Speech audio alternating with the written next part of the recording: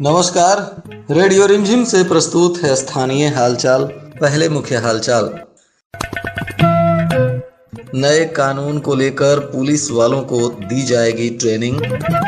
हथकड़ी सरकाकर कैदी हुआ फरार, पुलिस जांच में जुटी। 19 बिंदुओं पर अब होगी निजी विद्यालयों की जांच। लालू यादव के करीबी 2 नाबालिग युवकों को पटना पुलिस ने उठाया। माधोपुर मठ पर आज से शुरू हो गया श्री राम जानकी आरोग्य धाम। स्थानीय हालचाल के इस अंक के साथ मैं निकेत मिश्र। अब हालचाल विस्तार से। पुलिस मुख्यालय के निर्देशानुसार गोपालगंज के पुलिस कर्मियों को नए कानून के संदर्भ में अब प्रशिक्षण दिया जाएगा। इसकी तैयारी शुरू कर ली गई है। सोमवार को एक निजी मैरिज हॉल में प्रशिक्षण सत्र की शुरुआत हो रही है। पुलिस कर्मियों को अपराध की रोकथाम और नियंत्रण को लेकर तथा शराब तस्करी इत्यादि अन्य आपराधिक गतिविधियों पर लगाम लगाने के लिए नए कानून के बारे में विस्तार से जानकारी दी जाएगी, ताकि पुलिसकर्मी नए कानून का इस्तेमाल कर अपराध को नियंत्रण करने में अपनी अहम भूमिका निभा सकें। न्यायालय में उपस्थापना के बाद न्यायालय से चनावे मंडल कारा में भेजने के दौरान शराब के मामले में पकड़ा गया एक आरोपी थामे डाइट के पास शौच के बहाने शौचालय में गया और हथकड़ी सरकाकर वहां से फरार हो गया, जिसको लेकर बंगरा गांव के चौकीदार वीरेंद्र यादव के बयान पर फरार आरोपी के विरुद्ध प्राथमिकी दर्ज की गई है। पुलिस प्राथमिकी दर्ज कर आरोपी को पकड़ने के लिए फिर से छापेमारी शुरू कर दी है। बताया जा रहा है कि विदेशी टोला राहिल के पास से शराब के मामले में राजा कुमार गोंड को पुलिस ने गिरफ्तार किया था और इसे पूछताछ करने के बाद न्यायालय के निर्देश पर मंडल कारा चनावे में भेजा जा रहा था। इसी दौरान डाइट के पास पहुंचकर आरोपी ने शौच जाने की बात कही, जिसके बाद चौकीदार वीरेंद्र यादव हाथ में हथकड़ी लगाए आरोपी राजा गुण को सड़क के किनारे शौच कराने ले गया। इसी दौरान चौकीदार को धक्का मारकर वह हाथ में लगे हथकड़ी को सरका दिया और फरार हो गया। पुलिस अब इस मामले में आगे की कार्रवाई करने में जुट गई है।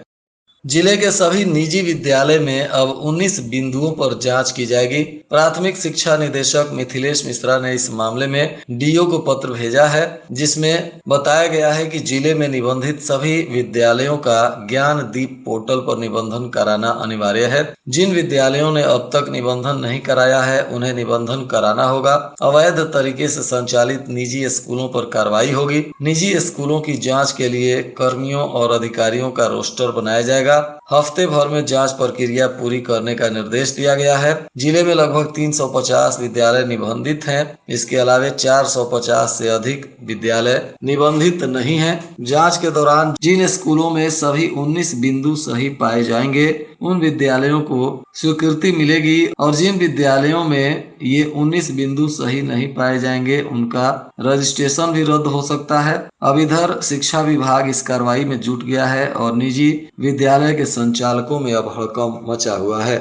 जिन 19 बिंदुओं पर जांच होनी है, उनमें विद्यालय का नाम, डायस कोड, विद्यालय में प्रशिक्षित और अप्रशिक्षित शिक्षकों की संख्या, आरटीई के तहत वर्गवार नामांकित बच्चों की संख्या, प्रस्वीकृत संख्या, विद्यालय से निबंधन को लेकर जानकारी, विद्यालय के द्वारा ई संबंधन पोर्टल पर आवेदन अपलोड किया गया है या नहीं, आवेदन किया गया है तो अपलोड की तिथि, प्रस्वीकृति की अवधि इत्यादि बिंदुओं पर मुख्य रूप से जांच की जाएगी।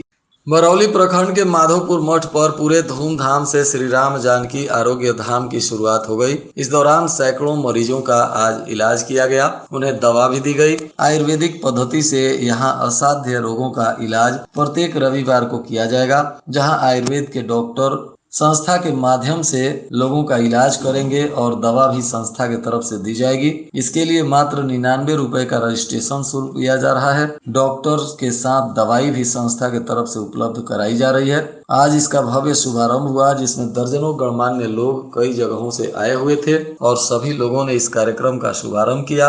इसमें 500 से अधिक महिलाओं का इलाज किया गया और वहां सभी के लिए भोजन और प्रसाद की व्यवस्था की गई थी। विधि विधान से पूजा अर्चना के बाद कार्यक्रम की शुरुआत की गई।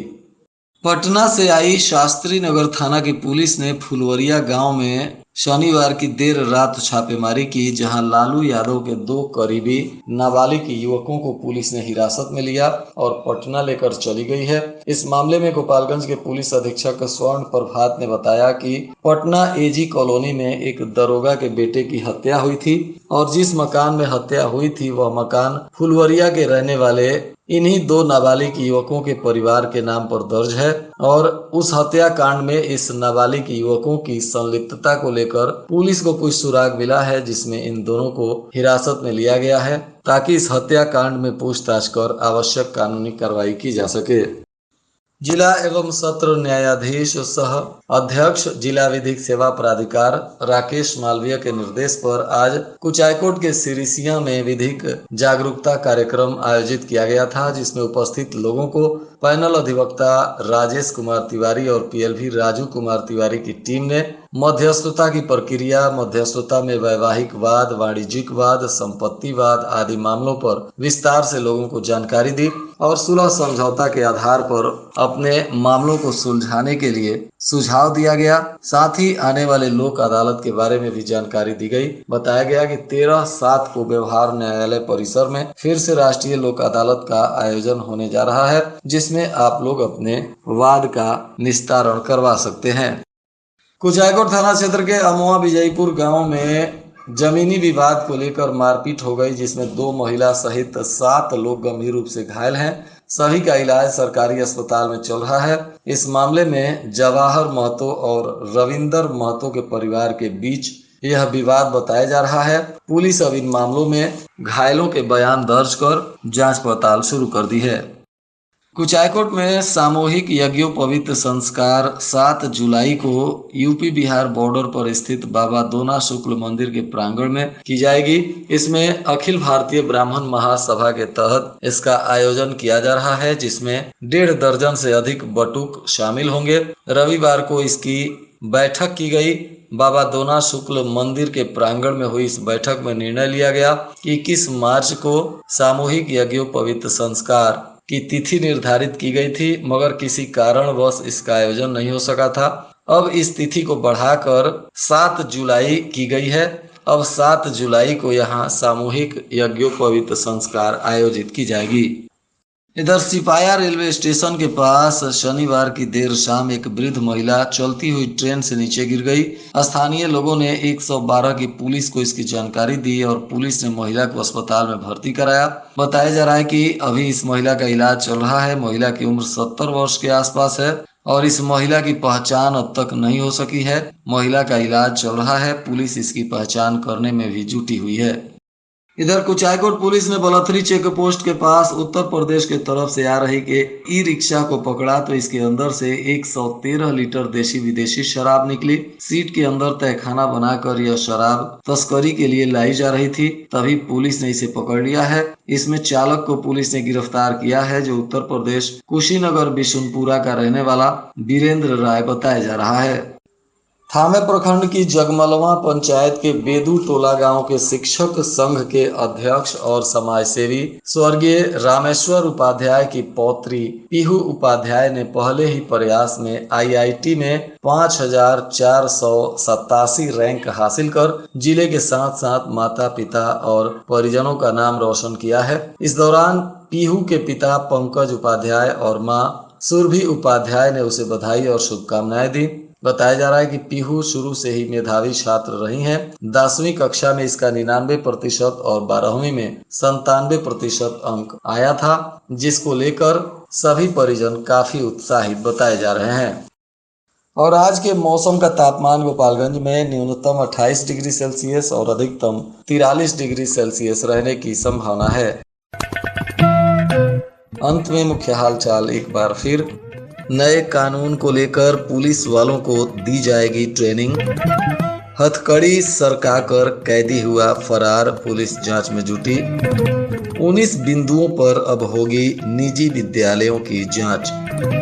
लालू यादव के करीबी 2 नाबालिग युवकों को पटना पुलिस ने उठाया। माधोपुर मठ पर आज से शुरू हो गया श्री राम जानकी आरोग्य धाम। इसके साथ ही रेडियो रिमझिम से प्रसारित स्थानीय हालचाल का यह अंक समाप्त हुआ। नमस्कार।